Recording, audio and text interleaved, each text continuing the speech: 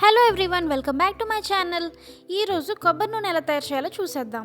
First కొబ్బరికాయ కొట్టేసి ముక్కలుగా కోసుకొని వాటర్తో వాష్ చేయాలి. తర్వాత వాటర్ సపరేట్ చేసి కొబ్బరి ముక్కలన్నీ మిక్సీలో వేసుకొని మిక్సీ చేసుకోవాలి. కొంచెం కొంచెం వాటర్ వేసి మిక్సీ చేస్తే ఇలా అవుతుంది. ఇది ఒక క్లాత్లోకి వేసి కొబ్బరి పాలు అనేవి సపరేట్ చేసేయాలి. ఇలా కొబ్బరి పాలు కొబ్బరి కూర సపరేట్ చేసేసుకోవాలి. తర్వాత కొబ్బరి పాలు ఫ్రిడ్జ్లో పెట్టేసుకోవాలి. ఒక 2-3 అవర్స్ పెట్టుకున్న చాలు. బయటకు తీసిన తర్వాత కొబ్బరి పాలలోని వాటర్ అంతా సపరేట్ అయిపోతుంది. ఇలా అప్పర్ లేయర్ అనేది ఒకటి ఫామ్ అవుతుంది. తర్వాత అప్పర్ లేయర్ సపరేట్ చేసుకొని వేరే గిన్నెలోకి వేసుకోవాలి. తర్వాత స్టవ్ ఆన్ చేసుకొని అది మరిగించుకోవాలి. ఇది ఓన్లీ లో ఫ్లేమ్లో మాత్రమే పెట్టి మరిగించుకోవాలి. నాకైతే ఇది ఒక 40 to 45 మినిట్స్ అయితే తీసుకుంది. ఇది ఇలా దగ్గరికి వచ్చేంత వరకు కలుపుతూ మరిగించుకోవాలి.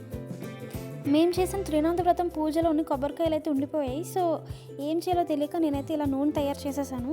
ఆ కొబ్బరి కూర వేస్ట్ అయిపోతుంది అనుకోకండి. దాంతో స్వీట్స్ కానీ చట్నీస్ కానీ ఏమైనా చేసుకోవచ్చు. సో ఇదంతా బాగా దగ్గరికి అయిపోవాలండి. బాగా దగ్గరికి అయిన తర్వాత ఆయిల్ అనేది పైకి తేలుతూ ఉంది. తర్వాత స్టవ్ ఆఫ్ చేసుకొని అది ఇలా వడకట్టేసుకోవాలి. అండ్ ఆయిల్ అయితే బయటకు తీసేసాను. నేను 4 కొబ్బరికాయలతో చేస్తే నాకు ఇక్కడ ఓన్లీ 2 or 3 స్పూన్స్ మాత్రమే వచ్చింది ఆయిల్. కానీ నాకు కొబ్బరికాయలు అయితే వేస్ట్ అయినట్టు ఏం అనిపించలేదు. ఎందుకంటే నాకు న్యాచురల్గా ఆయిల్ వచ్చేసింది. అండ్ దాంతో వేరే రెసిపీస్ కూడా నేను ట్రై చేశాను. అంటే కొబ్బరి చట్నీ చేశాను, ఇంకా స్వీట్స్ కూడా చేసుకోవచ్చు దాంతో. సో మీరు కూడా నేను చెప్పినట్టుగా సింపుల్గా ఈజీగా కొబ్బరి నూనె ఇంట్లోనే తయారు చేసుకోవచ్చు. అండ్ ఈ వీడియో కనుక మీకు నచ్చినట్టయితే ఖచ్చితంగా లైక్ చేసి షేర్ చేసి సబ్స్క్రైబ్ చేయండి. అండ్ ఆల్రెడీ సబ్స్క్రైబ్ చేసుకున్న వాళ్ళందరికీ చాలా thank you. Okay, bye bye.